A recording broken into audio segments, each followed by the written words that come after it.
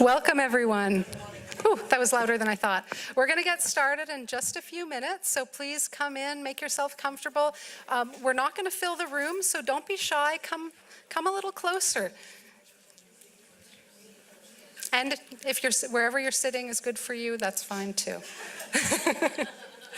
So we're just waiting for a few more folks to come in. In the meantime, I'm just reveling in the fact that we're seeing blue skies, and it's, I don't know what time it is, 6-something. It's still light out, spring is coming, things are popping out of my garden. It's very exciting. So we'll be starting in just a few moments.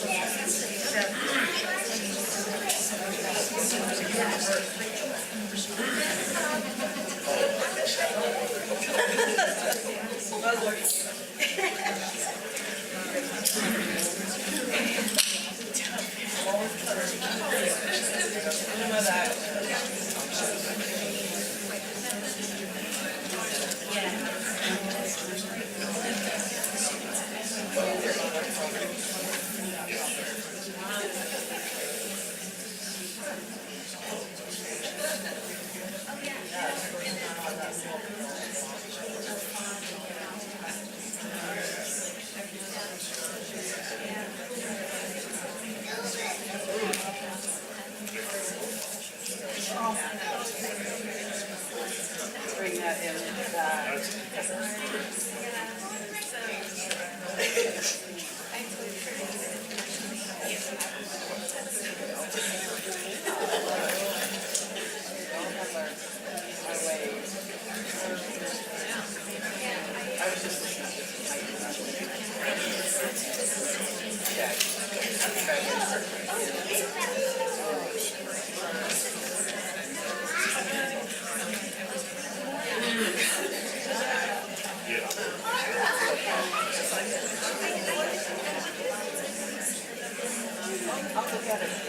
Okay.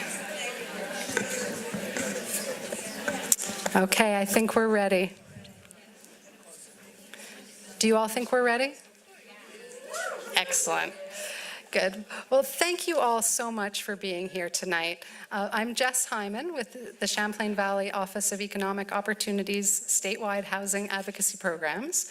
And so how many people here have heard of CVOEO? Look at that, just about everybody in the room, but not everyone, so there's some new folks. Well, CVOEO is one of the state's 5 community action agencies, and we have a whole raft of programs. I'm going to turn this down just a little bit. CVOEO is one of the state's 5 community action agencies, and we have a whole bunch of programs all dedicated to racial, social, environmental, and economic justice. And so we have programs that address housing, food access, weatherization, early child care, financial capability, and a whole slew of other things. All of our Yes, thank you, Janet. It's an amazing organization. For the few of you in the room who haven't heard of CVOEO, check it out, cvoeo.org. And so it is my pleasure to be here tonight with all of you and with our amazing team at CVOEO to celebrate Fair Housing Month. And we do the series of events every year to celebrate the importance of home and community and make sure that everyone understands how important those things are and the importance of thriving, diverse, and vibrant communities. This year, Fair Housing Month feels a little more delicate for me. You know, we're facing some big changes at the federal level that are really undermining the core of our fair housing protections.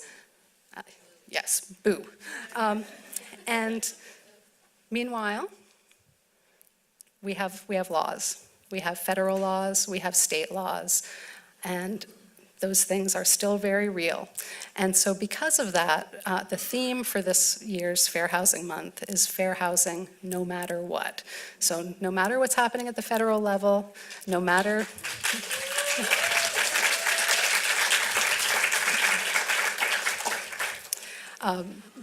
the law is there. The law is there to protect all of us. And there are things that we can all do every day in our lives, in our communities, and in our state that can make a difference. So this event tonight and all of Fair Housing Month activities are made possible by an amazing group of people. First off, there's our staff at CVOEO and the Fair Housing Project team, including Kalia, who you'll hear from in just a moment,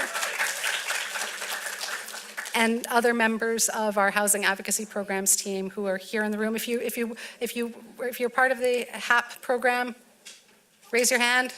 See some hands, wonderful. And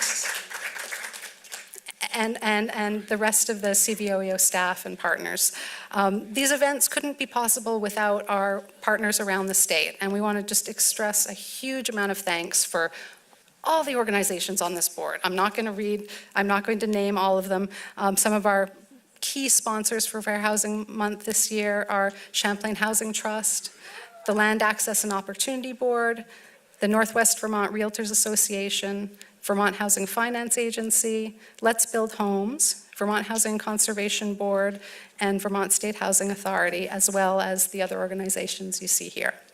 I'd also like for us to give a big round of applause for our sponsors for this event, Main Street Landing for hosting the event, our friends at Vermont Wine Merchants and ProPig and Zero Gravity for the drinks you're enjoying, Stefano's North Country Italian Cuisine for the food, and the Land Access and Opportunity Board, which is providing stipends for our amazing storytellers, as well as 7 Days, of course. And a huge thank you tonight goes to Farine Paris of All Heart Inspirations.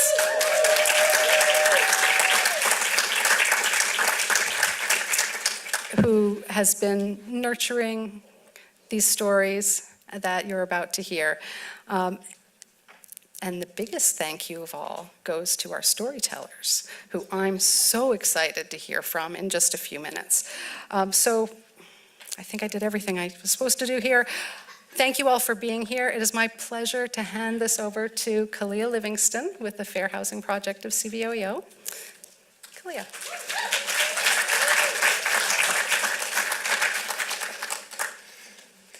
Hi everyone, my name is Kalia Livingston.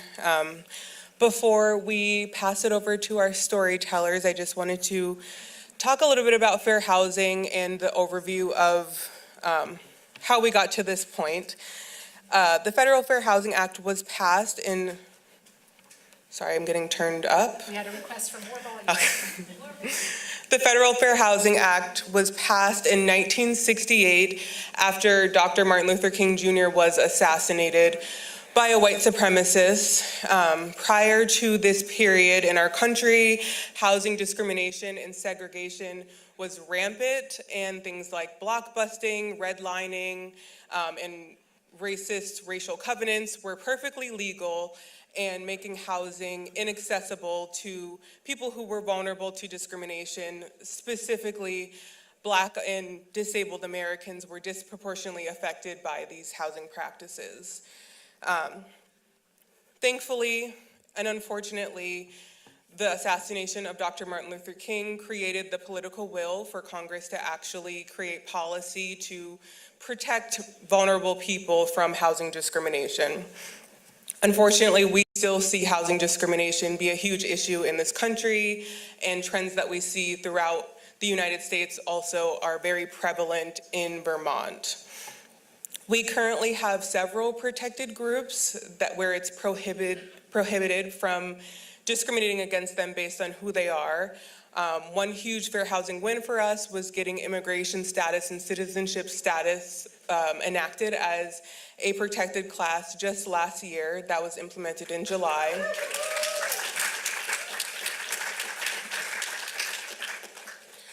But despite these policies, Enforcement for fair housing, unfortunately, is not a priority, as Jess mentioned, from a federal level. But I have to thank our enforcement partners, the Vermont Human Rights Commission, as well as Vermont Legal Aid, who are doing endless, tireless work to support people experiencing housing discrimination.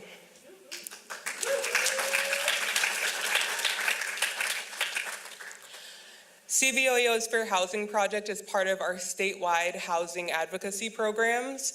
We support all Vermonters with services through consultations, direct service, and also make referrals for anyone who needs support that is outside of our purview. Specifically with the Fair Housing Project, people come to us who are experiencing illegal housing discrimination, and we can show up as the first line of defense and support them through our education and outreach efforts. I'm very grateful for the services that we can provide and hope to continue to educate the public on fair housing laws, including housing providers, service providers, municipal officials, through the fair housing trainings and workshops that we provide. Some of the fun things that we get to do include planning events like this, where the community can come together and network and talk and hear these wonderful storytellers that you're about to hear. And for the rest of the month, we'll have lots of fair housing related events as well, and we've also partnered with other organizations around the state to promote their housing events. You can find all of that information at fairhousingmonthbt.org and check out our event calendar. Lots of things are coming up, so please make sure to check that out and register for whatever is interesting to you. That being said, I will pass it over to Fareen and we can get started with storytelling. Thank you so much.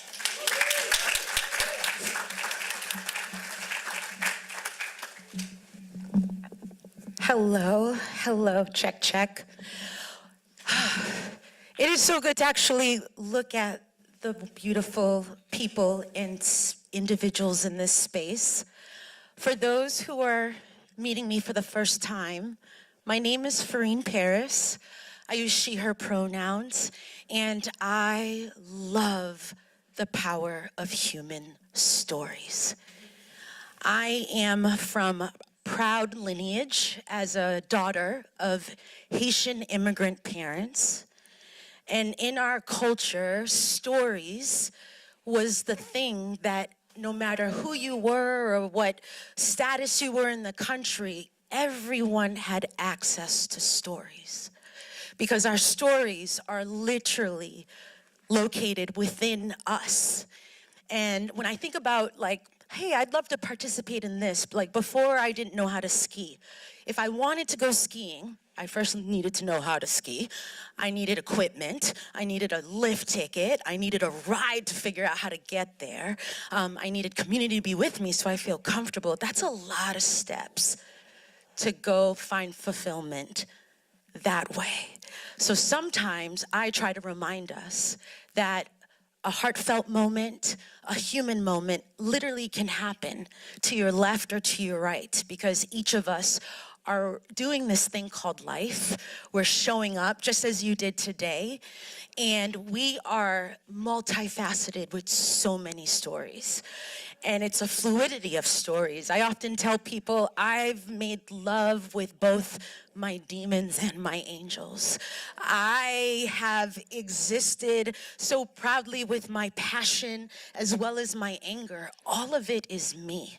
There's no like, you get some of it, because that's kind of what feels comfortable today. You get all of it because that's me showing up deeply with authenticity. I was blessed to work with 8 storytellers that you're gonna hear from this evening. And when I was reached out to by Kalia and Jess, I said, you've reached me in a moment of my life that I think it was serendipitous for me to be invited to work with these storytellers. Back when I was young, I grew up in Cambridge, Massachusetts. The home that I found myself starting my memories in was about 30 plus floors. It was a brick building. You had impromptu conversations at the trash chute or waiting for an elevator. We shared laundry situations. There was a playground in between across from another 30-plus brick building. And once upon a time, when I used to describe that living situation, I would get caught up in some of the single stories we give housing. I would say, hey, I'm from Cambridge, and I grew up in the projects. And for a while now, I'm flipping that because I don't know. I just said, I hung out in a building. We had a lot of floors. We kicked it at the elevator. We kicked it at the laundry chute. The neighbors were really beautiful. You could smell home cooking down the hallway. That's a beautiful narrative too. And I just named that because there is a single story about what means access, being a homeowner. And I too was someone who drank that Kool-Aid. And I'm not saying being a homeowner isn't beautiful because I am one. I'm 12 years now, but I do acknowledge just from my own lived experiences and what we see, that North Star isn't necessarily for everyone. There are a lot of people who don't have access to get that. So the beauty of tonight is stories of home. When you think of your story of home, does a building come to mind? Does a structure come to mind? Is it people? Is it lived experiences? I love the song called Home by Diana Ross. And it's from The Wiz, an adaptation of The Wizard of Oz. And Diana Ross plays Dorothy. And when Dorothy is trying to figure out, how do I get back home? The song that Diana starts to sing, and the first line is this: when I think of home, I think of a place where there's love overflowing. Like, let that sit in you for a moment, right? Like, man, when I think of a place, when I think of home, I think of a place where there's love overflowing. I love how that sunlight is coming through that heart. Like home can feel like that feeling, that yellow, that light, those people that let you to exist as who you are, or if you've moved away from your core person, they sit with you in the darkness and give you a lighthouse to find your way back. So tonight we will be hearing all types of stories about home. And for me, with time, I did get a home, and then I lost that home. Right? And then I got another home.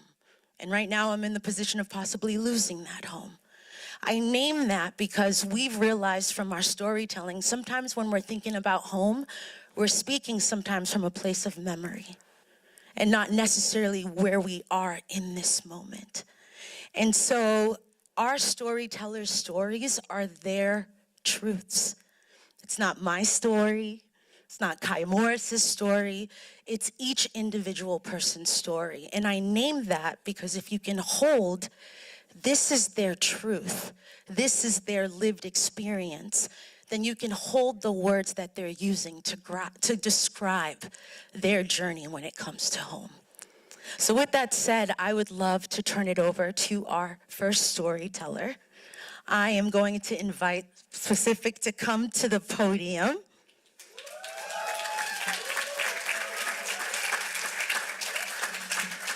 That actually was your first test. I didn't tell you to clap, but you knew what to do. But let's talk about this for a second. It is not easy to get up in front of a room of majority of people that you do not know and take a risk on vulnerability. But we're doing it tonight because vulnerability is deeply important. And so when our storytellers come up, make the noise until they're at the podium. When our storytellers are done, don't forget you stop and you let this room celebrate you. I'm gonna block you. And the way that we celebrate is through claps. It could be through a like, that's right. You know, there's snaps. There's all different ways culturally that we show love and affirmation for the stories. So we have Specific up here. And this is an individual that I've seen in the community, but we're coming and going. It's an event, you're going this way, I'm going that way. So when I got the chance to sit down and spend some time listening to the story. I was grateful because sometimes you know a person's name in the community, but you don't know them. And so for me, now I can be like, yeah, I know a few chapters in the story. Chapters of pride being an African Rwandan American. The lived experiences have included international humanitarian work, government sectors, but also loves for walk in nature. And he's also proud to be a non-tech that loves tech. Can anybody else relate to that? Without further ado, the podium is yours.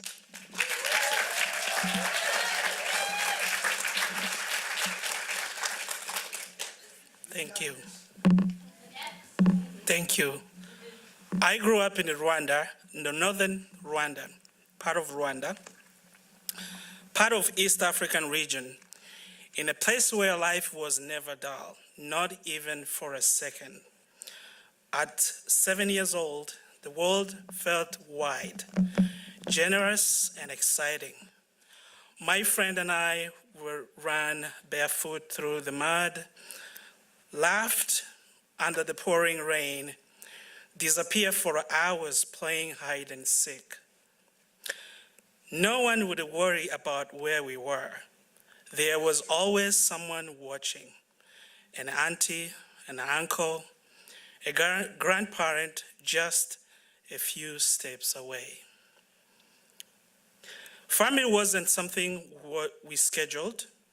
It was something we lived inside. My sibling and I were never alone. We were surrounded by laughter, by noise, by people who cared without needing a reason. Looking back now, I realized that what I had wasn't just a childhood.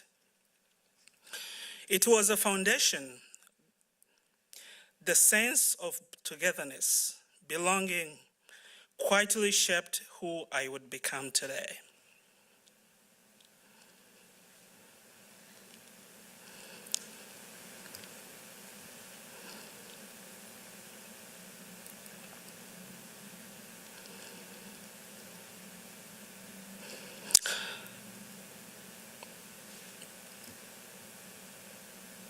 But foundation, I would learn, can be shaken.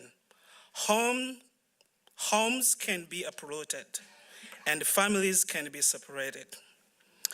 In the early 90s, everything changed. The Civil War didn't just disrupt our country, it unraveled our family. One by one, we were separated. The closeness that once defined my world and my home gave way to distance, uncertainty, and silence. As a child, I didn't have the language for loss, but I felt it. We were uprooted from everything we knew and forced into a life of constant movement. We went from a place to place across East Africa, searching not just for safety, but for something that felt familiar, something that felt like home. But that home never quite reappeared. The structure I had relied on, the rhythm of family, the comfort of belonging was gone. And without it, I grew up too fast. Childhood became something I carried in memory, not something I was still living. In those years, strangers became neighbors, neighbors became family, and home slowly changed its meaning. At one point, home becomes simple, a roof over my head, walls that kept the outside world away. But even then, a question followed me everywhere. The question followed me everywhere. Is this home? Can I live here? Can I belong here? New country, new school, new faces.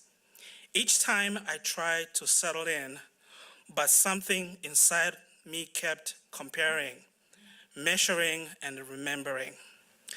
Because I knew what home used to feel like to me, it wasn't just a place, it was warmth. It was laughter echoing through shared spaces. It was safety without needing to ask for it. It was belonging without needing to prove for it. And nothing quite matched that memory. Years later, life carried me even further, from East African to America, a new chapter, a new beginning. A place many will call the land of opportunity. In many ways, Vermont has become my second home. But even now, the question hasn't left me. Maybe I was naive as a child to believe home had to feel a certain way. Or maybe I wasn't naive at all. Because today, I find myself asking harder questions.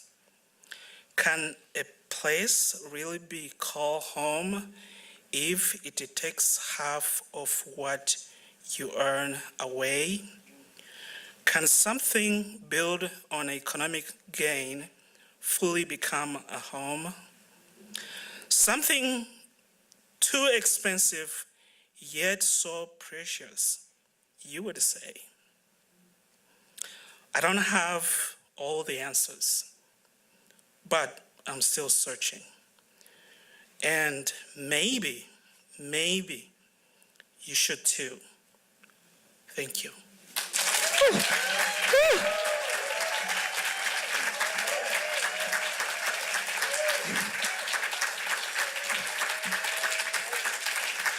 Thank you, thank you, thank you. Thank you, specific, thank you. Yeah, we're just getting started. That's the first storyteller. The process and how we arrived here. So we got together and we did a group meeting virtually. And we just kind of had a quick moment just to get grounded. Here's how this is working. You got your paperwork in. But just give us a little snippet of what you might be talking about. And man, did those little snippets keep me like, ooh, I can't wait to start meeting with you one-on-one. Each person I was honored to work with 2 to 3 times, coming back to the story, listening. Is that what you wanted me to hear? Oh, that line. It's like a repeated lyric in my head. I deeply appreciate the narrative regarding how you and your younger self always had somebody watching. We're in a time right now where loneliness and isolation is really, really rampant. I remember in your story when you were talking about the aunties and the grandmas being just right there as you ran barefooted. I think about the village. I think about how without a village, what would that look like?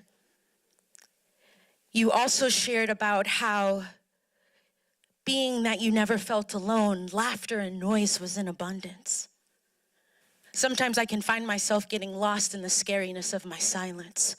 Just such a beautiful reminder of the different ways that love can sound. And most importantly, for us who are responsible for raising the littles in our world, when Specific shared that though he didn't have the language to describe what was happening, but he felt it. And it's just a reminder that our youth are feeling, they're tracking, they're noticing, and it's absolutely everything to give them a voice right now. And thank you again for your words. Another round of applause.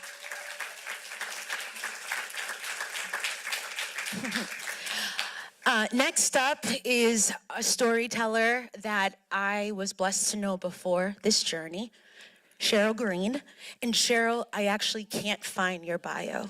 I've been looking for it, but Yeah, but I was blessed to visit Cheryl, who lives in co-housing.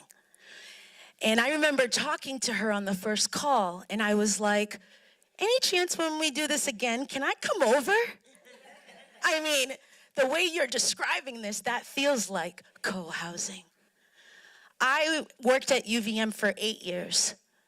For the last, 15 plus years being in this community, I've heard about this magical place where Cheryl lives, but I never saw it. So to pull into this parking lot across from the UVM Medical Center and to discover 32 various types of units. We have apartments, we have 2-level condos, there's even a couple of houses. There's garden beds, we go into the lower level. Oh my gosh, there's spaces for guests to visit them. There's the common kitchen with the schedule about who's cooking when. It reminded me of my time when I worked in a residence hall. Again, I think a theme is it's not just on me to do this thing called life. It takes a village. And without further ado, Cheryl, may you please talk about your special village in the Queen City. Thank you.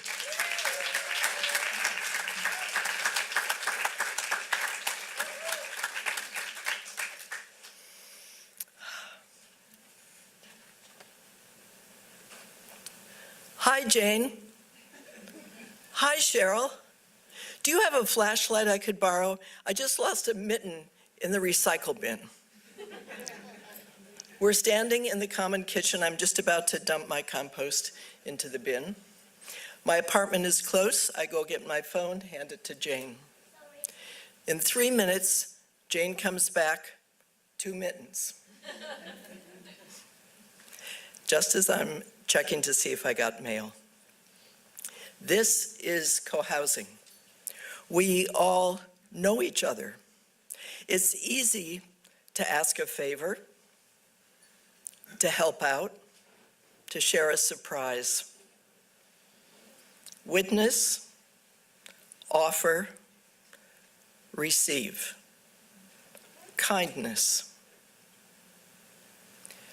And sometimes there are complications. So we live pretty much on a rectangular piece of land. And here's East Avenue with the university over there. And then here's Centennial Woods. And it happens that there's this beautiful, skinny rectangle of woods just to the south of us. It came up for sale. We heard a developer wanted to put in 13 housing units with a big swath of blacktop down the middle. And that was our beloved buffer zone. What to do? Maybe we could buy it. So, how to raise $400,000 among ourselves. In Burlington co-housing, there are some people who live check to check. That might be a paycheck, or it could be Social Security check. And then there are other people that are pretty rich, comfortable, and everything else in between. We decided that we did want to buy this land. And we agreed that each person would contribute to the $400,000. We asked Clara to take the lead. She asked each household to come to her house, her apartment, knock on the door, and tell her verbally how much we could pledge toward that money. In 2 weeks, she came back to us and said, "We have pledged $250,000. We all have to go back and dig deeper." So 2 more rounds.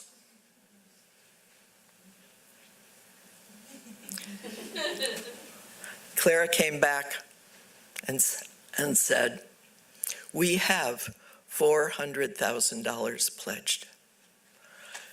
So How did we do this? That's a lot of money. A little while later, we each got a single sheet. There were no names on it, but it was the financial picture of how we accomplished that. There were a few households that gave $10 a month over a number of years. And then there was one household that donated $70,000 up front. You can imagine the dance in between. We bought the land, and I remember thinking, I wish the world was watching us now. We did this with inclusivity and no judgment. And now we collectively own that wild parcel, and we tinker a little, taming it here and there from time to time. Take the blackberries. They are luscious and thriving still. And we are just about to cut back the canes from last year. You all are welcome to come pick blackberries in early August. They'll be a luscious, juicy. This is co-housing.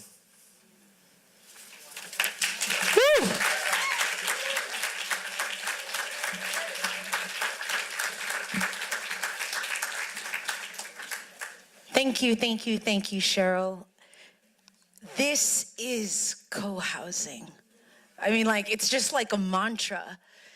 And the way you describe co-housing is how I would describe your spirit.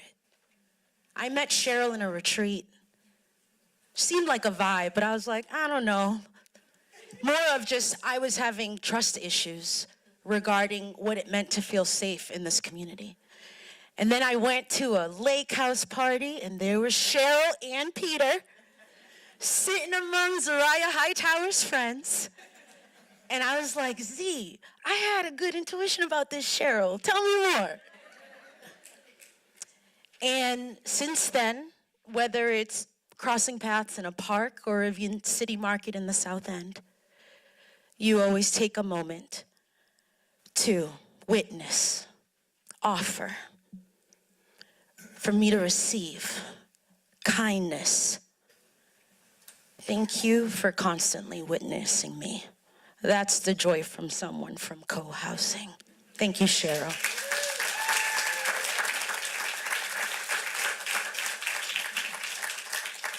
So I've had the joy of like, oh my God, this is a friend doing this. Oh, and then I've had the joy of, I've never met you in my life. And like, can we kick it tomorrow?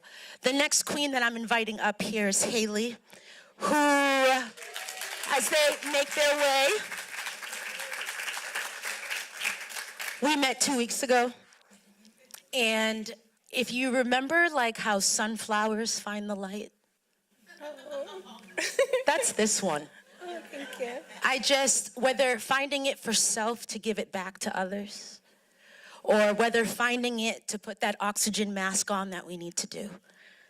But the story that Haley is going to share with you, the shelter that she talks about in her story, is from 2015 to 2020. And then after 2020, in that year, she would purchase a condo through CHT, and it's been her magical place for her and the cat Ramona, who was on the call. It was awesome. Without further ado, Haley! Okay, thank you. All right. Living with squirrels wasn't always so bad. Sometimes they provide comedic relief. One day I got home from work and I found that a squirrel had chewed through the plastic accordion of my window fan. It was eating an avocado on the kitchen counter.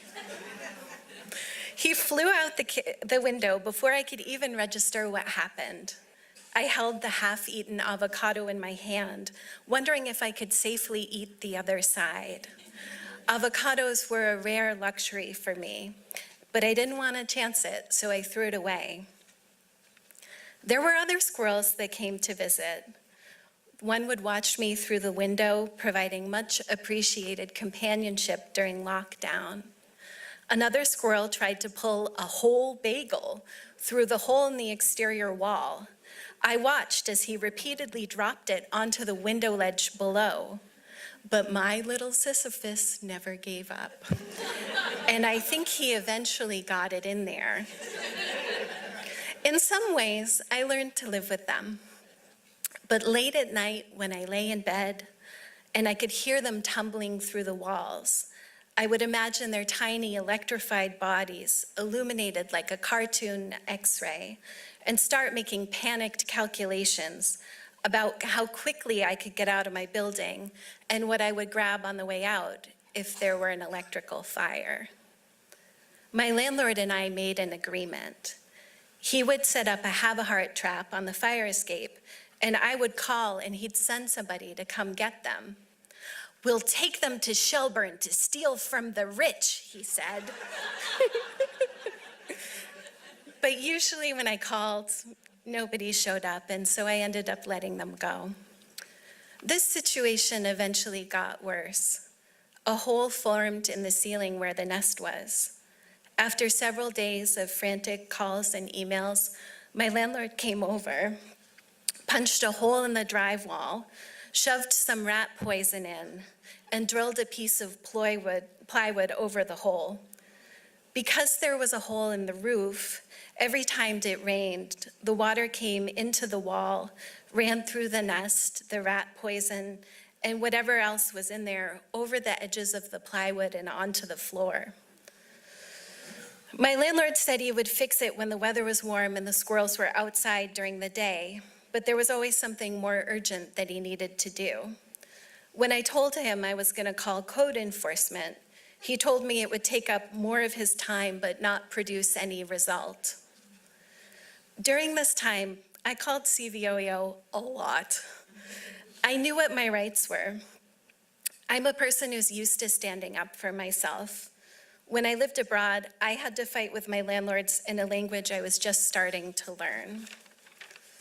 But in this situation, I found myself very vulnerable because I was only paying $800 a month in rent, which may sound like a really good deal, but that was almost half of my income at the time. Even though there's no rules against retaliation, my landlord had never raised my rent, and there was no cap on how much he could raise it. That was the other unspoken agreement that my landlord and I had. He didn't raise the rent, and I didn't make problems. As I was writing this story, I talked to my friends, my neighbors, pretty much everyone around me. I'm a chatty gal. Their stories came pouring into me. They also had squirrels, mice, bed bugs, sewage pipes that froze, toilets that wouldn't flush, multi-room apartments with only one heating unit, black mold. They also had unspoken agreements with their landlords. More and more, I saw my story not as a spotlight, but as a single point of light in a broader constellation that spreads across this city, this state, and this country. People who spend half or more of half on what they earn in exchange for what they hope will be a small slice of safety and dignity in return. Thank you.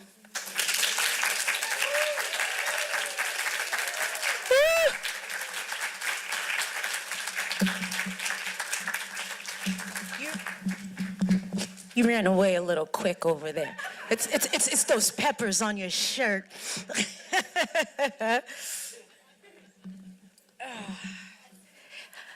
Man, there are so many different themes that we could pull apart from narratives shared in Haley's story.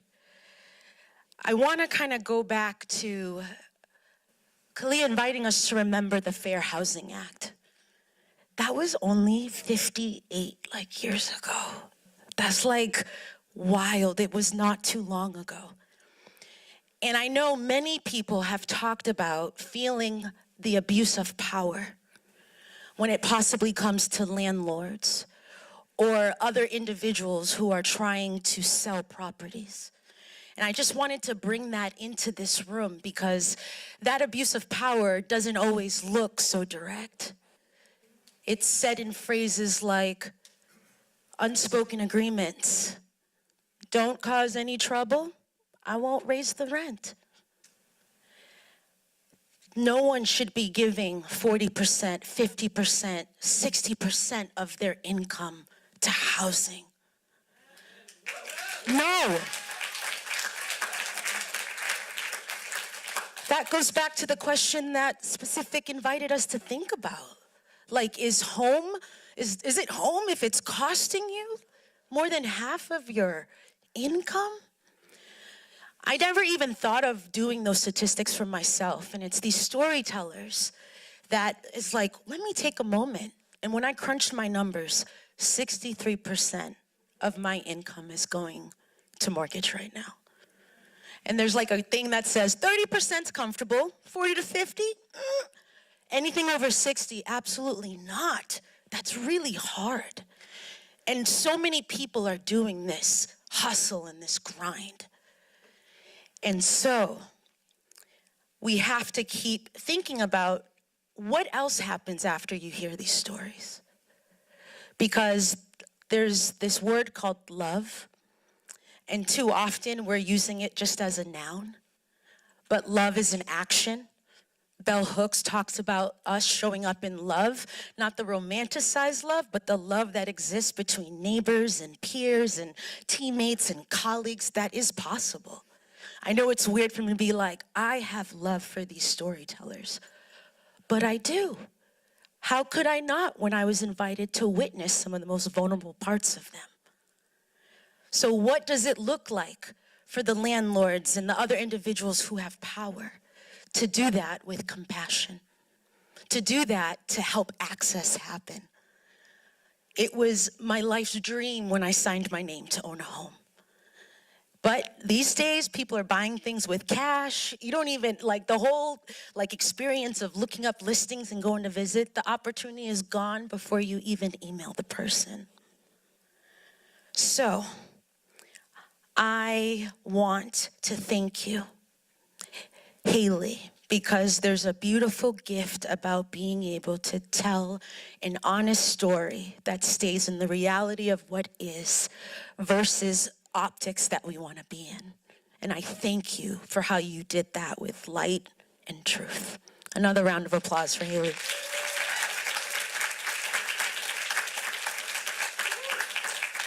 All right, how are people doing? How are we doing here? Awesome. So we have one more storyteller, and then we're going to take a quick break. Just, a one function break, whatever that means for you.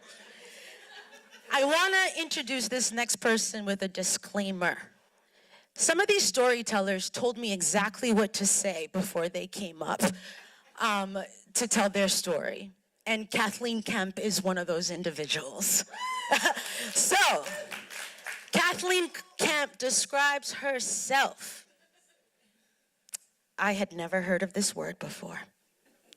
Sexagenitarian. Sexagenitarian. It is an individual who is of age between 60 and 69. I'm a quadratarian because I'm in my 40s. When I saw that email, I was like, what sex? What are we talking about here? Kathleen, right? Our brains start stories, and so that's why we have to do our part to ask questions, to get curious.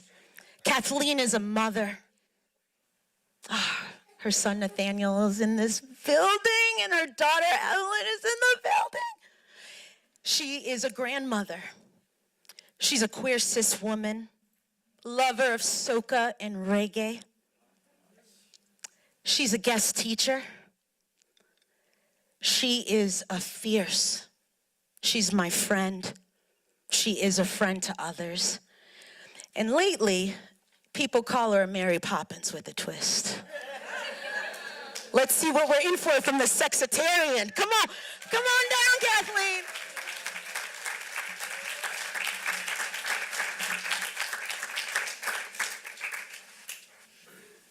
Locked out.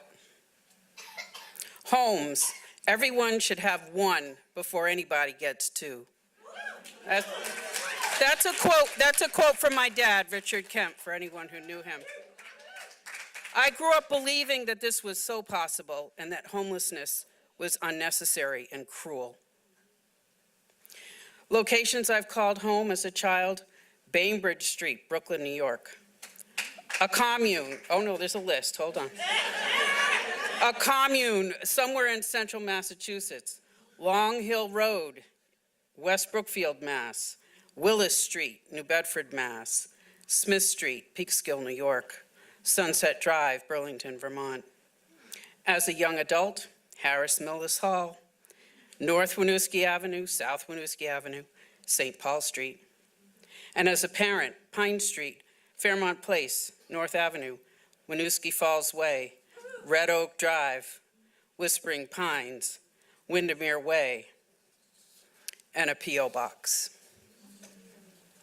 Home is a dwelling, that place with an address you can have printed on cute little labels and use on snail mail envelopes.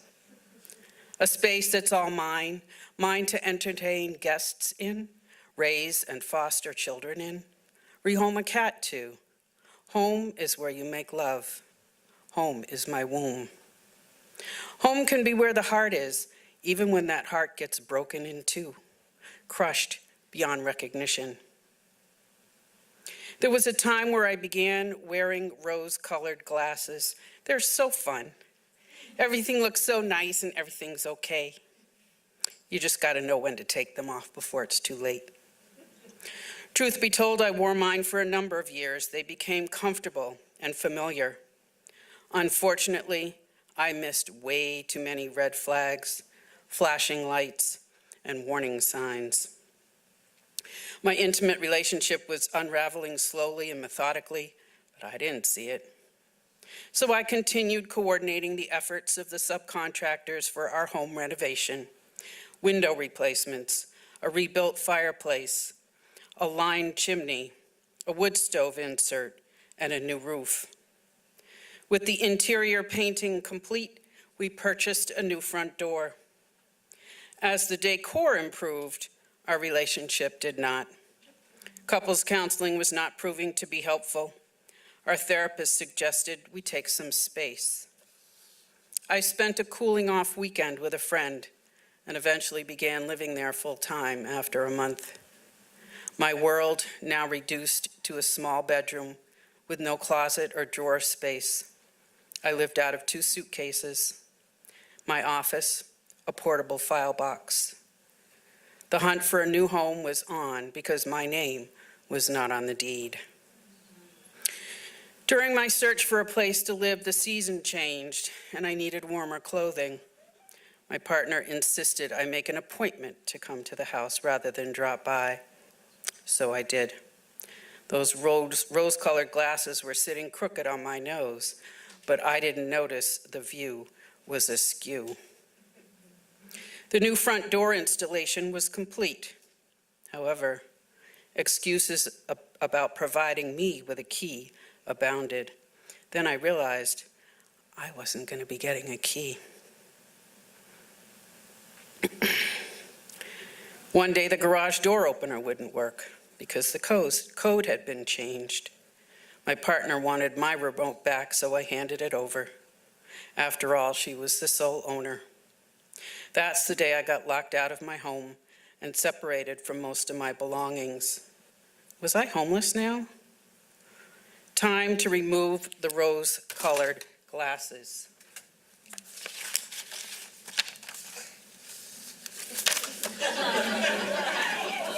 Time to stay focused on finding a new place to live. And thanks to Champlain Housing Trust, I purchased a home of my own where the front door is locked and I'm on the inside. Woo! Woo!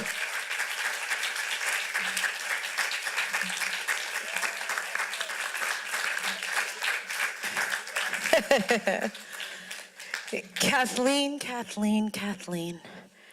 So Kathleen is someone who I originally met at UVM.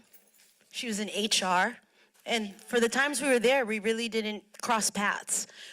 And then it wasn't until COVID, when I had left UVM, I crossed paths with Kathleen in a special group called Skull. And Skull, if anybody is familiar with the Vikings or Minneapolis, that is what you say at those football games, those fans. And it's like, wait a minute, how did you have all these black women rooting for the Vikings in Vermont? Like, what is the story here? And it actually connects because it's home. During COVID, former director Taisha Green and her wife Lisa had moved to this community. And they had a spot over in the new North End. They had this beautiful corner condo apartment. And there was a walking group that started for black women, and everybody was opting in. It was called the Black Femme Walking Group, and we just throw things in there to go walk, because it was COVID, distance and all that stuff. But one day, we were invited to come to brunch, and we were actually going to be in person and like physically see each other and hold each other. The food was banging. It was so good. The people in the company was everything.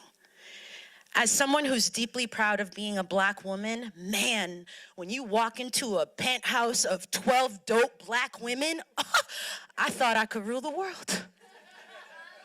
And from that brunch, we started circling up on Sundays, because for some people, football is church. And that's what it is for Taisha Green. And so every Sunday we'd come, and the rules were simple. You love the Vikings, or you shut up and just watch football. And we were fed Sunday after Sunday after Sunday. I can't help but just take a moment as we think about stories from home. Just the folks who unselfishly open up their spaces because they can. And I think a lot of us in our community could possibly open up a little bit more because we can. I'm going back to your quote, Kathleen. People having two homes before all of us have one, right? Like, I have friends who have two homes, but also I can sit with that, right? And I am just grateful for folks who understand where they are with their privilege. They do the compassionate thing and they share. And they don't sit on a amount of resources and just continue to ask more. Thank you for opening up your home. You gifted me Kaya and Zariah and Kathleen. And I want to just hold space for chosen family. Not all of us are like blessed to have blood family close, or sometimes we have to love some blood family from afar. And I'm hearing in some of these narratives, especially white co-housing, that's chosen family, right? So I'll leave you with that. Family, home, how are you really describing those words if we can think beyond the single stories we give them? We're gonna give you a break, and you're gonna come back in this room. Should I give you the fake time or the real time? Like, what is this room like? Because I want, if we can commit in the seats, 7:20, all right? And then we'll be kicking it off with Courtney. All right, thank you. 7:20.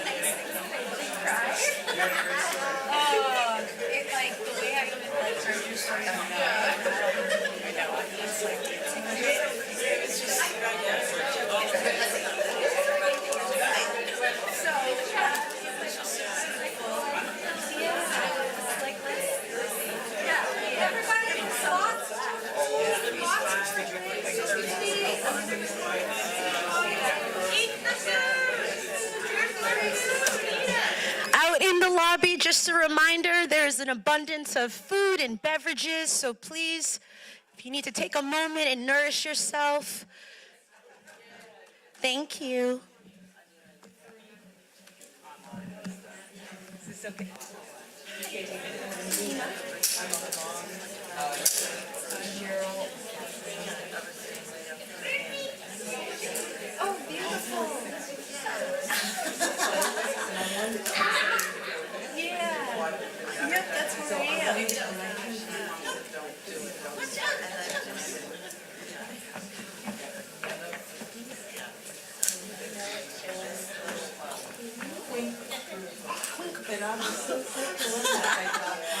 I know, I'm gonna start using these, like what?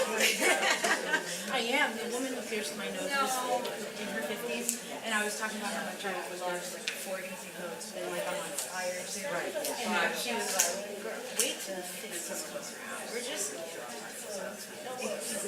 we're cutting out." Well, I was like, yes. Yeah. Cool word. Of course. I know. I'm not supposed to. That's the joke.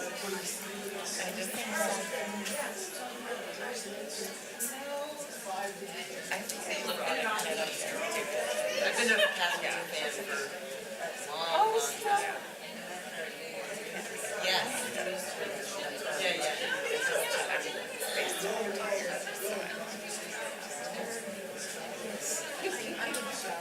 I'm so or like you.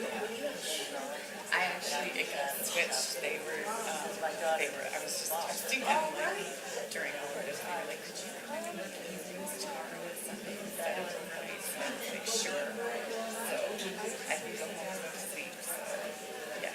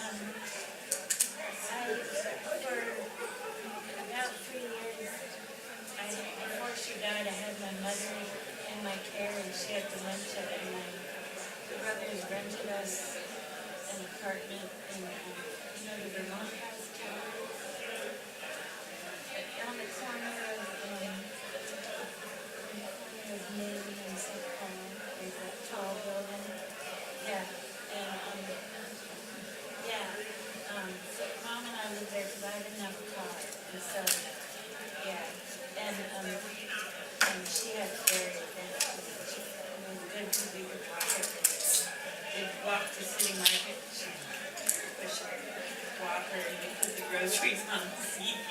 But yeah, but anyway, Nikhil lives in that building. So he came to community dinner.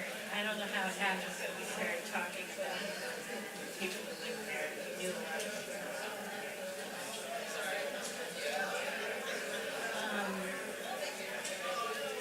No, the community dinner was the old one. He came to the old one.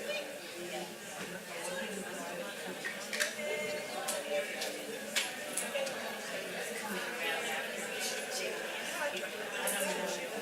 I don't, I just don't want to tell her.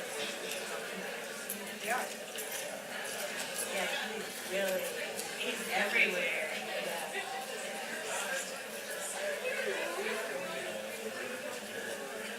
Yeah, he shows up.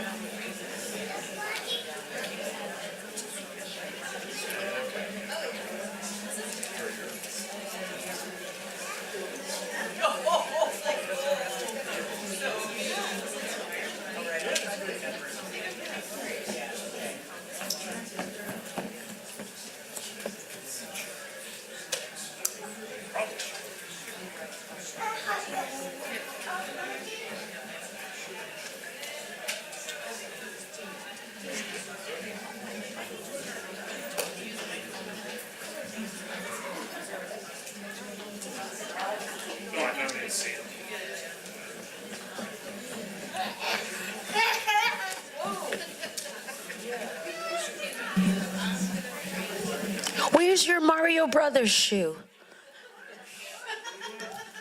Where's your Mario Brothers shoe? I see somebody with one shoe on. Oh, and now you're touching the shoe and you're putting it, do you know where I am? Where am I?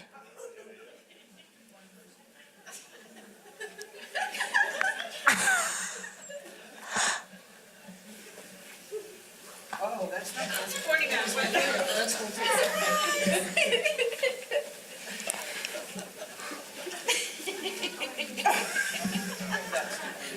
We're inviting folks to come back into the space. I hope you're able just to take a quick moment for yourself.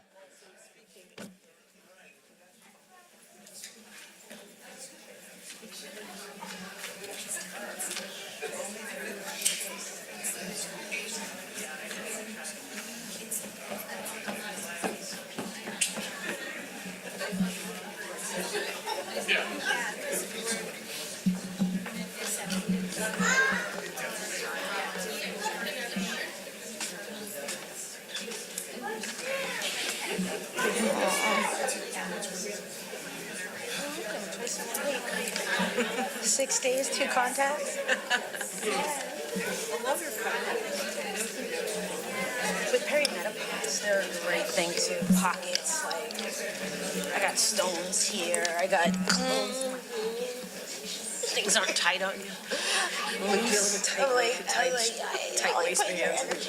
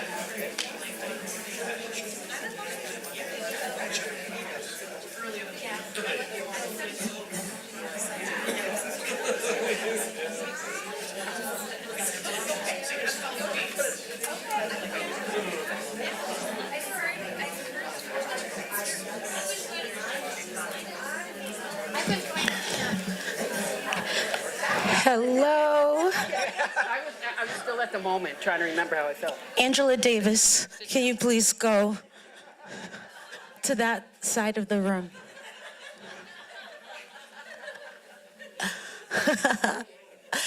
Fun fact, a couple of years ago, Angela Davis came to our community to be a keynote speaker, and there was a reception after that some of us went to, and I was just so giddy and excited, and I'm like, Kathleen, Angela Davis, and then I just pulled Kathleen's face and I went, mwah, right on the lips, and she's like, what are you doing? I'm like, I don't know, Angela Davis, So, from my neuro, happy, spicy, however you want to do that, it's just beautiful to authentically be yourself in front of your friends. All right, y'all, we have 4 more storytellers, And as I told you, once upon a time, I worked in higher ed, I worked at UVM, and I was the director of new student orientation, the director of first year experience, and I was responsible in my team of 50 student interns to welcome a new class. And during the summer, we would do session after session after session, and I'd have to keep reminding the group, even though it's session 5 for us, it's session 1 for our guest. And so, first off, thank you for the love and the energy we put into the first half. And we still have 4 more stories that we have to hold, center, and uplift. And so, whatever it is that you do to be in the space more as it's getting darker and after you've had a little bit to eat, there's a poem by this poet, Nuria Wahid. And she says, sometimes, upon hearing your story, people contract. Others, upon hearing your story, expand. And that's how you know. So I want to thank you for the expansion. And as in Cheryl's story, we got to get more expansion. We're going back. Without further ado, I want to introduce Courtney to come up to the podium. I'll give Courtney a moment to come on up.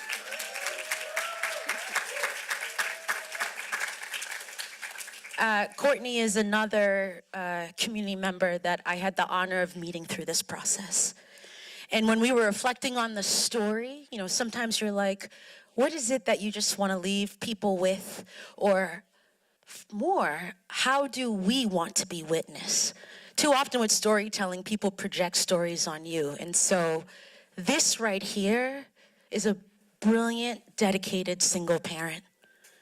She's an advocate, disability rights, a housing advocate. The passion pours out of her, and you're quite the creative soul. Courtney.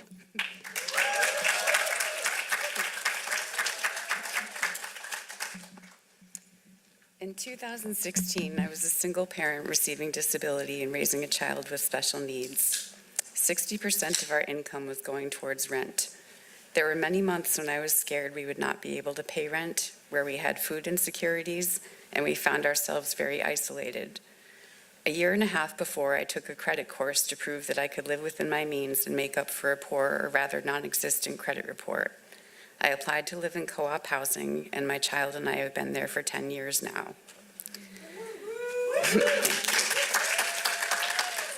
I intentionally live in a community where you get to know your neighbors, you make decisions with them regarding finances, upkeep of the property, gardening, and landscaping. We sometimes have meals together outdoors in the summer. My neighbors range in age from 19 to 75. This past year, I was diagnosed with stage 3 breast cancer, and my co-op, my community, showed up for me by checking in on me, sending me cards, making meals, shoveling snow off of my car, and moving it for the plow to come through. Little things like that make such a difference. Thoughtful community makes such a difference. Several years ago, there was a frigid winter storm with temperatures of negative 35 degrees. I noticed a woman sleeping under a tarp in the building behind my co-op. I feared she would not make it through the night. In the spirit and community and looking out for one another, I walked over to her and gently approached. I asked if she had a place to sleep that night, and I offered my couch. At first, she seemed shy and declined my offer. I could not leave her there, so I told her that I was legitimately concerned she would freeze to death outside, and I didn't want to find her dead body the next morning.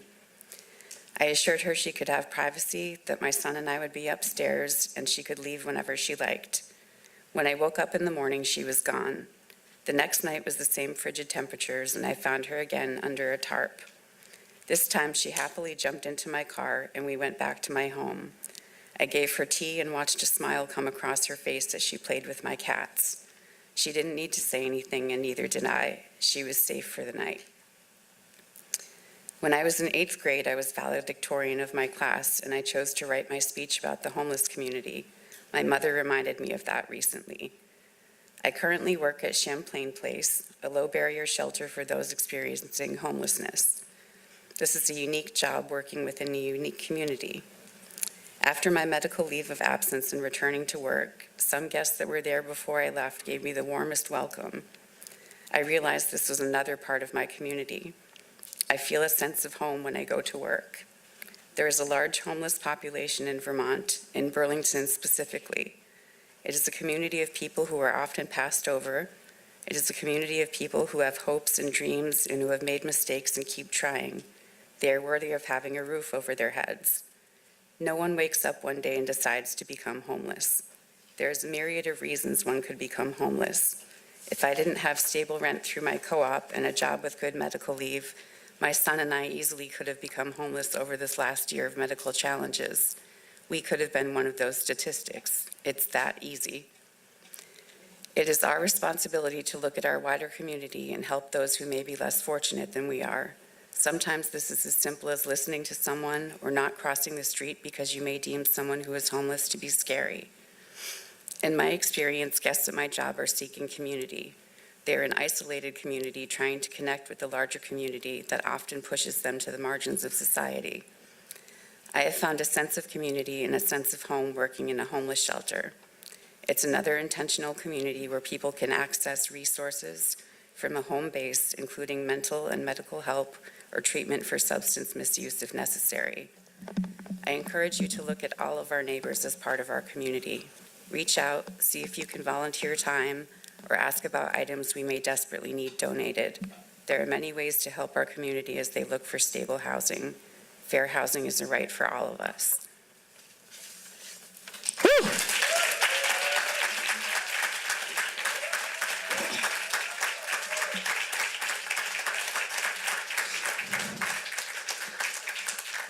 Repeating for folks in the back, fair housing is for all of us. All of us. Like, we're talking about housing. That is a basic human right. When you are blessed to have a roof over your head, when you are blessed to be able to return back to the same location day after day, week after week, month after month, there is access that you start having, a community that knows you if you get sick. You know, you have consistent medical appointments that you can hold for you because maybe you're like, I now have a doctor that I can commit to seeing. Maybe you source your therapist.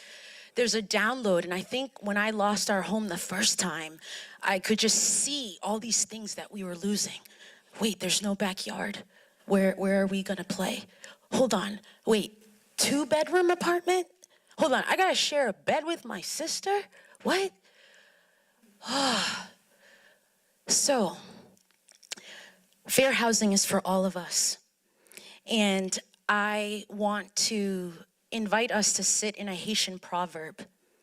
And the Haitian proverb is, "Mais un pile, chai palu." With many hands, the load is light. And when I keep hearing these stories about co-housing, I'm like, I'm ready to go. I keep coming back to not just it takes a village, but that Haitian proverb. With many hands, the load is light.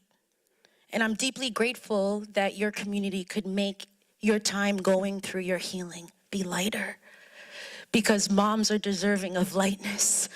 And baddies that dedicate their passions to this work are, deserving of being fed mind, body, and spirit.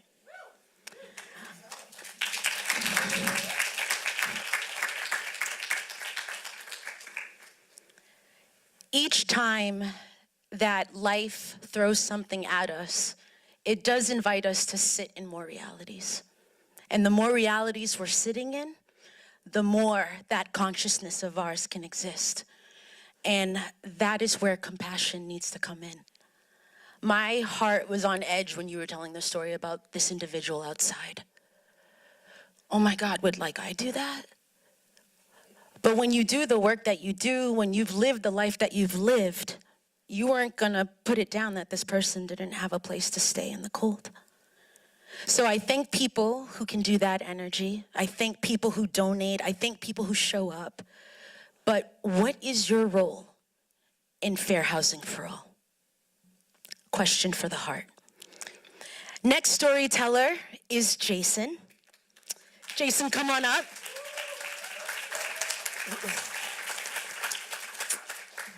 And Jason is like, I'm Jason, but he's not just Jason. Oh my gosh.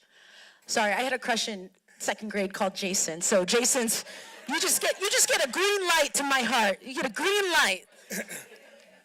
But I think for us, it's just a reminder, all we need is a moment to slow down and witness, and it's wild, all the narrative that can come out.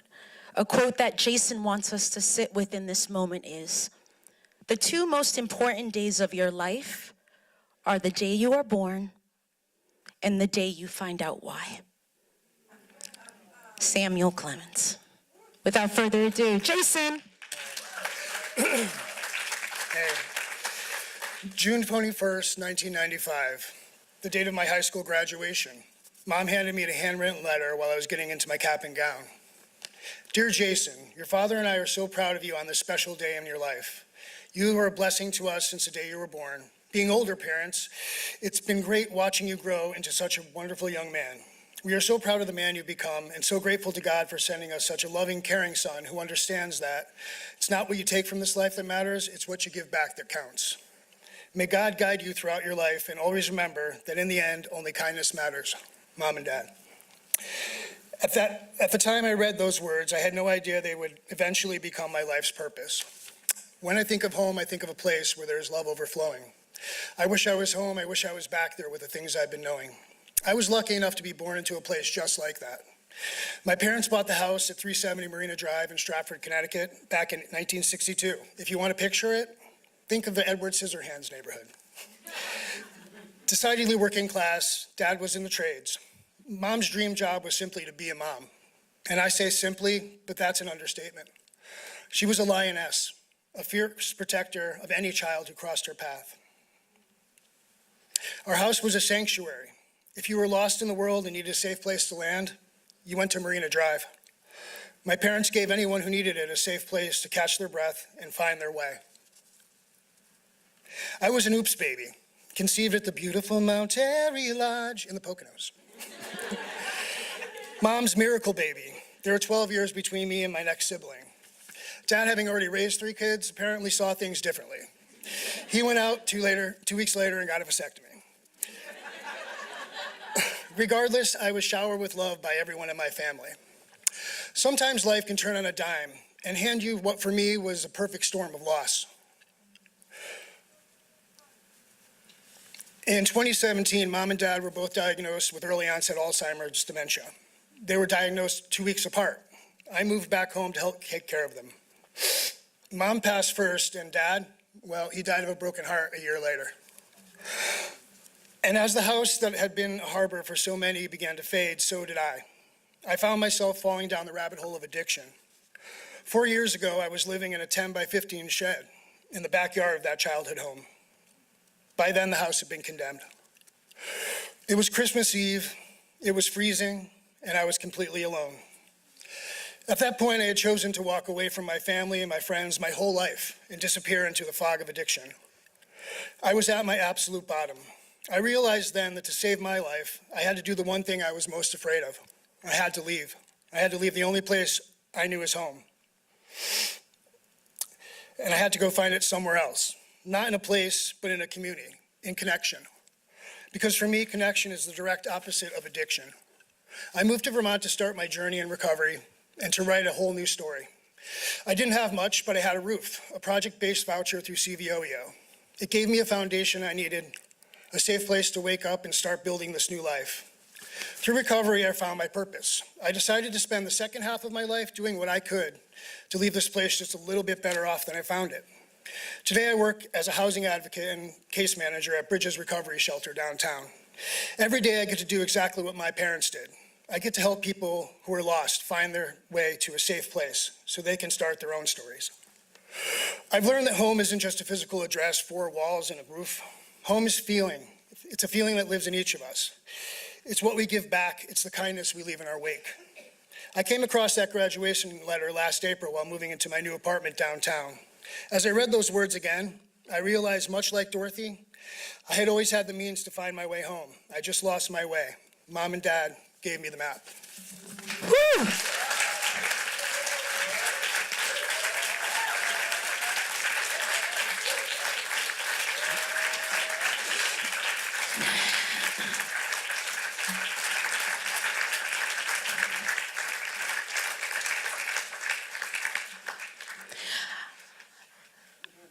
as Jason started telling me his story, because I kind of just, I'm like, all right, what is it that you want to talk about? I'm going to listen. I'm going to write things down that catch my ear, but just speak from the soul. And I was just so humbled by our conversations. I went on a date with a friend to August 1st earlier this week, and that's a friend who has been practicing her sobriety life since 2019. And I remember when COVID started, there was a conversation like, I can't deter from my plan.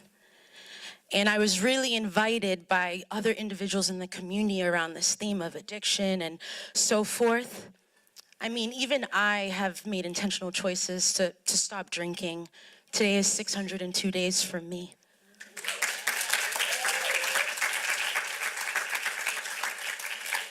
But I thanked my friend Bonnie when we met up for coffee because I said, your trust in me invited me to show up with so much profound love for Jason.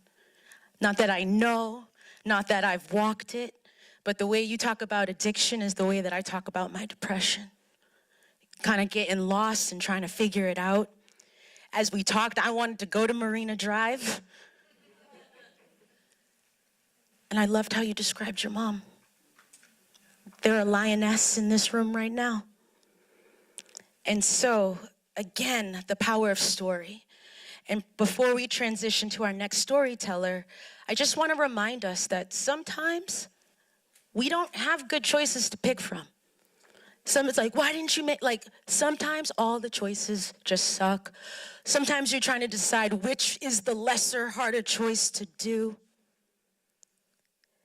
And so I hope we can create more sanctuaries for people, whether it's homes, whether it's at a table, whether it's on the field, because our community needs to be whole and held for their authentic selves. Without further ado, we are closing it down. There are 2 more individuals left. Our next storyteller is Lydia Diamond from South Burlington.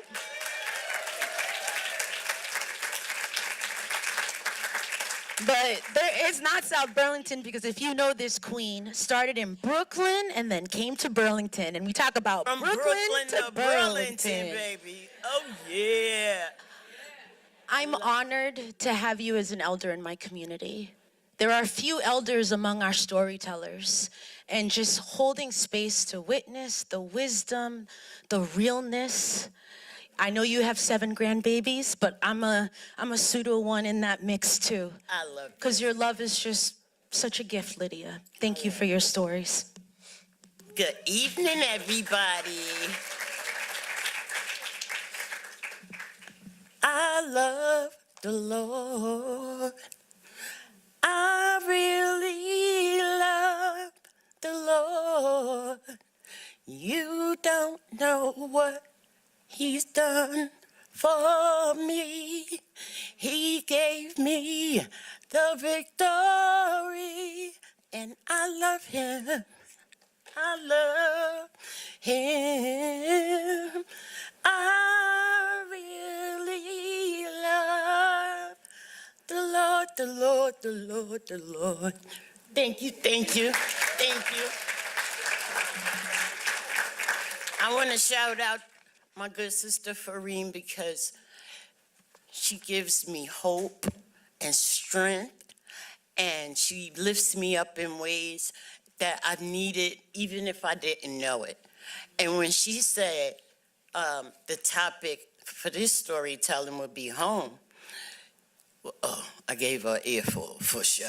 I was like, oh, that's my Brooklyn to Burlington story. Because my first thought is Brooklyn, New York, where I was born and raised.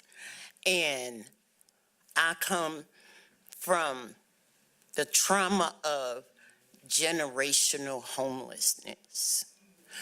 And I realized that I was homeless at the age of 10 for the first time. And we moved from 469 Putnam Avenue in Brooklyn, and we went to live in Wakanda. And I call the Buckingham Wakanda because it was all black. It was all love. You knew your neighbors knew you. It was our village. It was loving, it was kind. Everybody took care of everybody, you know? And so after that, after Wakanda, my mom moved us to Flatbush, which was different. You know, we lived at 15 Hawthorne Street, 1384 Flatbush Avenue. That's all I'm gonna do, because my mom moved every year, every 2 years after her and daddy split up. So it was a lot. It was a lot of trauma, moving all the time. So let's fast forward to 73, when we get an apartment on Lenox Road in like Crown Heights. I could be wrong, but I think that's it. We lived all over the place. What I realized is that my mom couldn't pay the rent past a year, and that's why we moved so much. Of course, in high school, they didn't teach you about redlining, you know, but let me get back to my notes. I love talking about coming from Wakanda, which is really the Buckingham Apartments in Brooklyn, because of the love in the village that I had as a young child. I didn't know we was homeless. I know we was loved, we was protected. We had the Black Panthers feeding us breakfast, walking us to school. It was joyous. Shirley Chisholm ran for president. Baby, Brooklyn was on fire back then.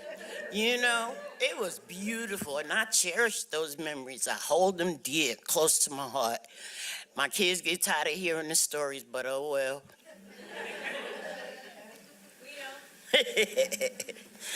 So I want to talk about, come to Vermont.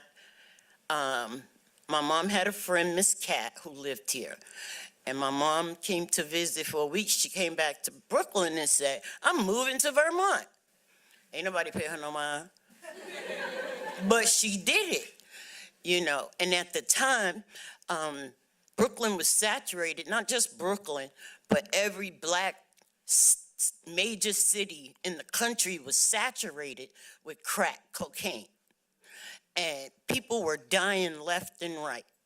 I lost myself in that addiction. And I had 4 children. And my mama took those children to protect them from the system so I could get me together. And when she came to visit Miss Cat and came back and said, I'm moving to Vermont, a year later, we was here. It was the summer of 1994. And it ain't make no sense to me because my kids loved it. And I'm like, don't get used to it. We only visiting. But I have to admit, it was beautiful coming to Vermont, coming to Burlington. That waterfront, priceless. And to take a deep breath for the first time and feel that good, clean air, that was priceless. Now, I bitched about it being too cold, too quiet, too white, but those good memories I remember too. So 1994, we come to Vermont. 1995, I go to jail. 96, I go to jail. 97, they set me free. And to God be the glory, home was next on the list. We got an apartment, me and my children, at 82 Front Street. And it was fantastic. Big, beautiful walk-in closet, my first one. But when we moved from 82 Front Street, we was blessed to get a brand new 2 full bathroom, 3 bedroom penthouse suite at 90 Pearl Street. It was the only one. And it was beautiful. And after my daughter gave birth to my very first grandson in 2005, she moved out, got her own place. So I had to downsize from the 3 bedroom to the 2 bedroom. That's how I got to South Burlington. And I've been there ever since. My firstborn grandchild will be 21 this month. And it has been beautiful that my 7 grandbabies know Nana for one address. That's historical in my family. Yes, I'm bragging. Yay! I am bragging because, to God be the glory, I broke that generational curse. My grandchildren do not know anything about being homeless. I might tell them stories and leave little details out, make it loving and kind, you know. But to God be the glory, I am proud. I'm busy making my ancestors proud. I do not have time for messiness. I just want love and goodness. I'm so happy to be able to stand here and tell you about my home. I got grandbaby number 8 on the way. Hey, she due in July, but next month, I will be, May 2nd, I will be 63 years old. And I'm proud because I came here at the age of 31. God is amazing all the time, baby. And I want to say thank you because Burlington, Vermont, I'm coming back. I'm moving to Burlington next month. Yes, indeed, I'm moving to the Post, which is brand spanking new, across the street from Mr. Mike's. Y'all know that new building? Lydia's coming back to Burlington! I'm excited because I have a brand new handicap accessible everything apartment. And that's phenomenal. I've been on the wait list for 3 years, but we ain't gonna talk about that. But I'm thankful, I'm grateful. Thank you for listening. I love you, and ain't nothing you can do about it.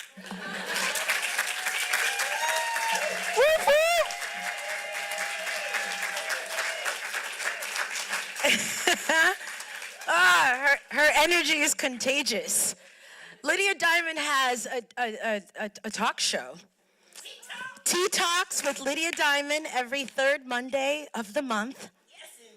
And this past month in March, we had the opportunity to celebrate March as Women's History Month. So we had a chance to have a bunch of amazing women in the studio. We let them tell their stories. And it's just a beautiful reminder of we need to bring people with us. You bring people with you. You do it all the time. And it's a labor of love. And I thank you. I thank you. Victory is mine. Yeah, it is, Queen. All right. We got one more storyteller, but just some nuggets from your narrative. Generational homelessness. Can we, like, for real? Like, it's just, why can't my family catch a break generation after generation after generation? That's real. That's real. And the way you described, it was just nothing but love. I mean, I remember when I got to travel to Haiti for the first time, and I'm just kicking it. It was just nothing but love. Some things were like not to get, whatever, because the people, the community. That's everything. That's everything. And thank you for loving yourself so deeply. Because when we love ourselves, that ripples into our ability to love through this community.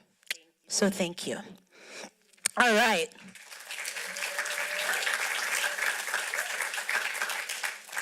We have one more storyteller. This was the first storyteller that I met with. And in the final hours of us trying to find the beautiful alignment with their story, when the story came in, I like banged the table. I was like, this is what's up. I'm so glad that I just gave the spaciousness somebody needs to do their thing. You know, sometimes your process isn't their process. And so I really enjoyed my conversation with you, Corinne, as you come on down. Has been busy working the event too, because they work for CVOEO. And so, Now you get to just beautifully exist. You get to hold space. You get to just pour into you. This queen found her path into CVOEO in housing advocacy. They're a maker, an artist, and they're an owner of an adorable dog named Olive. So cute. She's so cute. Without further ado, let's go. Hello? It's working. Dang, I did not know I was going to speak at the end after a whole slew of fucking poets. Like, rude. Just been weeping this whole time. Thank God I didn't wear makeup today. Like, whew, this would have been a disaster. I just got it under 4 minutes, so we're really going to make it this time. Everyone will be home soon. Okay. The first house haunts. I wonder if a house could be a mother, gentle, touch not unlike imagining streaks of wind as grand mother fingers after death. Her touch only, soft in her passing, she is a container, a holder, ever the verb, she coos displeasure on those longer winter nights and the time the hurricane came this far north. They say the first childhood haunt is a house that calls to you, and I wonder if it was always her who I missed. My first house, haunting me still to this day, is the one I lived in Brownsville, Vermont. Before Brownsville was more moves than years I had lived, but at 7 we settled. Home was the view of a Scutney mountain that I would look at from between the pine boughs of the tree I would climb. I was 11 when we lost that house. My family moved from place to place, living in strangers' homes, making our way around shelter with unfinished kitchens, sharing space with unsafe people, making do with cars falling apart, moving from place to place. In my 20s, I continued this pattern. After college, when I had a dorm room, for that first year, I learned that, well, you could fill it with snuggles and pillows and things taped to the walls. When the year ends, I would have to, again, pack it all up and move to the next place. I didn't have a car, I didn't have a license, and I didn't really have a way to make it work. So when I graduated in 2013, and I no longer had peers and classmates and their parents to carpool with, I learned very quickly to keep my life small. And I kept it small for a long time. It wasn't until I heard the story of a mentee when I did a Mercy Connections mentoring program with a person that was incarcerated.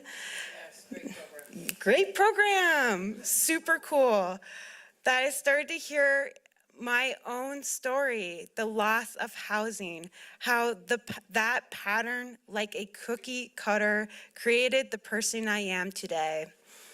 I started advocating for affordable housing with Vermont Affordable Housing Coalition, now the Housing and Homelessness of Vermont, as an AmeriCorps member, making do with the smallest of stipends and living off of food stamps, working at a domestic violence shelter.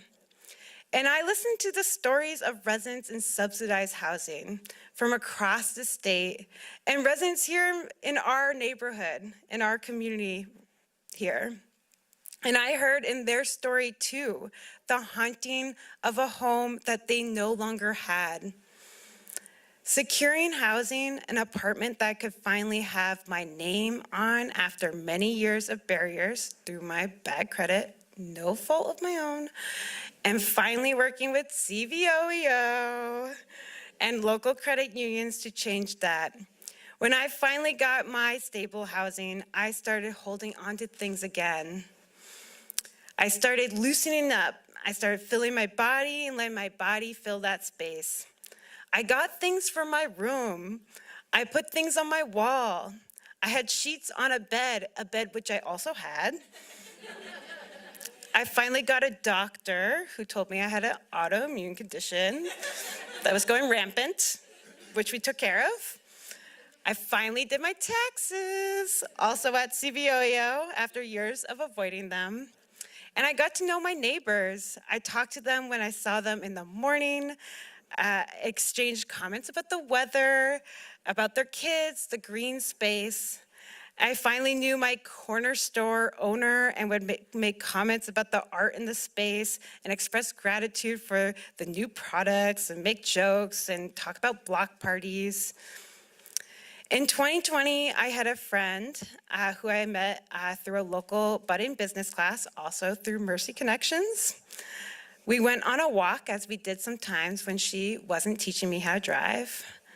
She was she was the age of my mom, so she was in a different generation than me.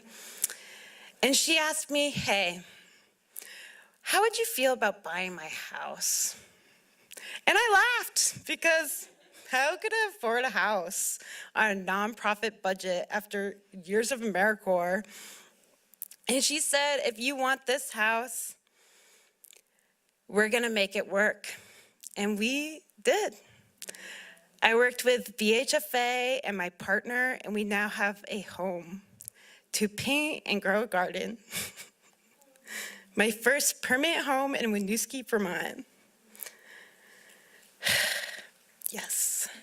Having a housing that's secure and safe, a home of your own changes everything. It allows you to have neighbors and community. It allows you to have doctors and schools that stay consistent for your kids. Getting this house, this home in Winooski changed everything for me. And so I continue in CVOEO to talk about the importance of housing, merging my story with all of those shared with me, like tonight. Thank you all for listening and for coming here. Thank you for Reen, such an incredible further of stories. Affordable housing. Woo!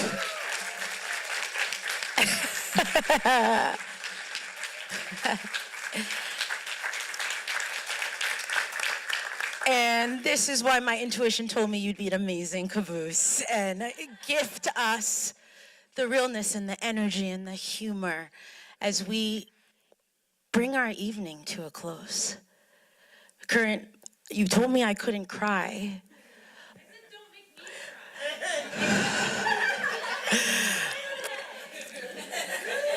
I'm just sitting here and it's just been just a gift, person after person. And the same way you reflected on that, you started working with that mentee and you're like feeling that your narratives are doing this, like where we started in the conversation, we just kept crossing paths. Like we were talking about how much I loved going to college because I got my own bed, a twin bed. And then we talked about, but where does all this stuff go? Because there's no room when I go back home. When I worked in higher ed, college students really struggled with the in-between. We would go all out to give them everything for the campus to feel like home. But the reality is that there were a lot of things that they couldn't take on the Greyhound bus or where does this stuff stay over the summer? I've had a couple of students' things in my garage, right? I am so happy for you that you are a homeowner. I am so happy that someone paused you to see that this could be yours too. We talked about people not abusing power. Of course, a seller you gotta pay whatever's left, make a little something, but what does it look like when you do it with compassion? I wanna make this work. Is that a phrase we can bring into our weeks and months?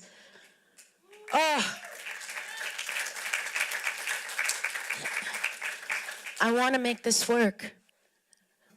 Again, when I said that I was so humbled to have the opportunity to be an MC and to work with individuals around their story from home. Home is everything to me. I shared with you earlier, I'm a daughter of Haitian immigrants, and this country was wild for my parents to raise me in. And there were so many things that got in the way sometimes of just thriving the way that we are deserving, not surviving, but thriving. I remember when we started doing a house search. I was going into 2nd grade. That summer, I spent the summer in Montreal with my godmother. My dad came and picked me up at the end of August to bring me home. And for me, home was Cambridge, Massachusetts.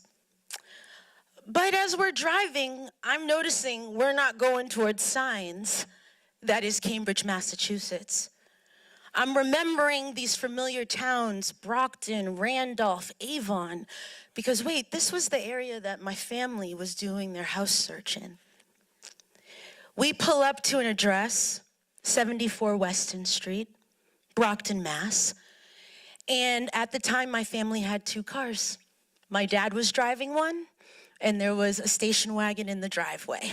The one where you sat in that trunk with no seatbelt and you just bounced all over the place. My God, I'm like, kids, you have no idea what we've been through. And I saw the station wagon in the driveway. And I'm like, yo, like, Dad, why is your car here? And he's like, oh, Farine, you know, like, as you know, we really wanted to have a home.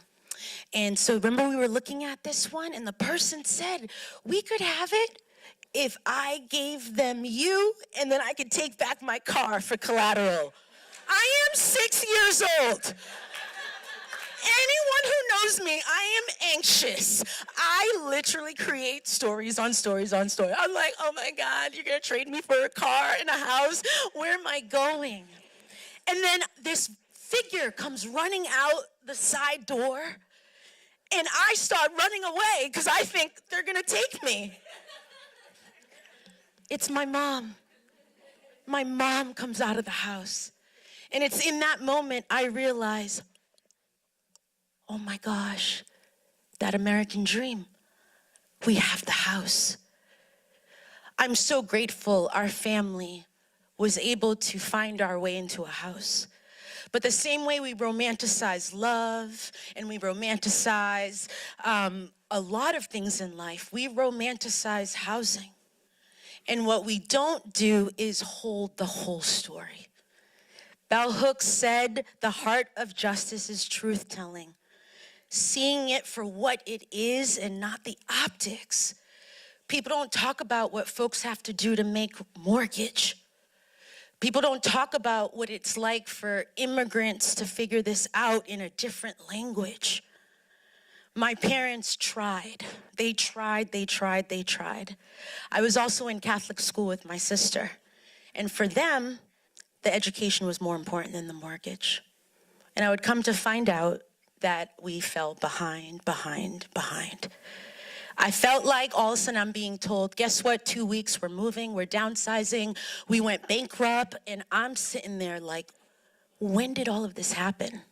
Kind of going back to specifics thing about children and how we can't necessarily give it words, but damn do we feel it. I felt that grief from my parents. They worked so hard to get that American dream. And now, through no fault of their own, I mean, my dad's a cab driver. My mom works at Mass General Hospital cleaning bedrooms. Like, make those numbers work 15 years ago. It is deeply hard to hold on to a house and trying to push your kids through a private school because you're thinking that that education is their passport to the future, as Malcolm X said. My parents, I believe, chose correctly. They chose school. I mean, it was because of those experiences that I would move through my education journey, but man, it was hard. And even though I am 44 years old and I lost that house at 16, as Corinne was talking about, it haunts me. It haunts me to the point that when I was a senior and I had a job, I was saving for a down deposit. That's my truth. because seeing my parents live check to check, seeing the emotions that come when you don't have money, seeing the struggle when people are strapping, I said, not for my family. I don't know how many 17-year-olds are holding that, but depending on what your lived experience is, that's what it is. And I just started putting away. And I'm deeply grateful for working in higher ed, where I lived on campus for almost 7 years, because when you live rent-free, you get the opportunity to keep putting away. I started searching for a home, and I think it took me 1.5 years. I remember pulling up to Gray Meadow Drive. It was the 4th house we had looked at on that street. The minute I pull up, there's a basketball hoop in the driveway. At that point, we got a 1-year-old and a 4-year-old. Ramsey, the neighbor across the street, who was this high, who's now this high in college, comes out and he's like, are y'all trying to buy this house? He goes, so this is how we do it in this neighborhood. I was like, oh, are you the mayor? He's like, so you have a swing set in that backyard? And we use it. That house has a pool, and so does that one. And we have Foursquare, trampoline down the street. And I'm like, oh my God, this is all that I ever wanted. This is all that I ever wanted, not just for myself, but for my children. We put an offer on, that house went up on a Sunday. We put an offer on Monday. It was gone on Tuesday. I just named that because, again, it's cutthroat sometimes trying to find housing. And I have lived there since 2014. July 20th, 2014. Our daughter would turn 1 shortly after. Her birthday party was in that kitchen. The cake was from Mirabelle's, and I went through a phase where I got a house, everybody can come through. I worked at UVM. Oh, we need a place for a staff retreat. Come to Gray Meadow. You know, my partner at the time, St. Michael's basketball coach, them boys can eat. And it was such a gift to have space for people to circle up. Like that, all the shoes this big all over in the hallway. Yo, Farine, you got any more of that chicken I can take back to campus? Yes, I do. To-go containers for all. I felt that when I secured a house, my life mission was to share it. Jason, sanctuary. The same way Marina Drive was a spot, I just wanted my friends and family and my kids to talk about Gray Meadow. We named our home the Hummingbird, our family mascot. And so there's a wooden sign that a grad student made for me to indulge me calling it the Hummingbird. And I name all of this because I'm at the risk of losing my home. Something we don't talk about is the power of where you sign your name. Kathleen, I'm thinking about your story. You lived in that house, you existed in that house, you contributed to that house, but since your name wasn't on the paper, they said it's not your house. But that's not the truth. It was your home, right? So for me, I'm really trying to wrap my head around how not to leave Burlington. And I just wanted to take a vulnerable moment because I just went through a divorce, and the house is the one thing that we can't find an agreement on. So whether is it that you pray, whether it is that you send good intentions, I can't lose my home at 44 because I lost it at 16. I'm not doing that shit again. I'm not doing that again. And so, fair housing for all, as you told us, Courtney. And so I name that because it's just a reminder that you never know to your left or your right what people are holding. I know I'm not the only one living check to check, mortgage to mortgage. And so thank you so much for this platform to share stories from home. Thank you so much to dismantle the single stories and bring in a variety of lived experiences of what it means to do this thing called life. Love is a place where love is overflowing. Storytelling cohort, we were home. Thank you so much.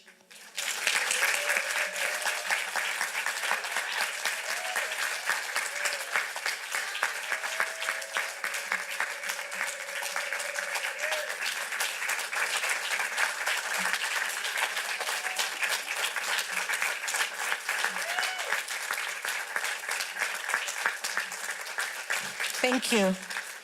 As I'm like backing away, I'm like, I told my storytellers to receive it. There's still drinks in the lobby. There's food. What's staying with you? We're in no rush, but we can transition out and just do a little bit more celebration. And I wish you a beautiful, beautiful spring season. Just gonna keep you for 15 more seconds. Thank you all so much. Big thanks to Farine. I can't express enough gratitude for how amazingly you did with your emceeing and really weaving all of the stories together.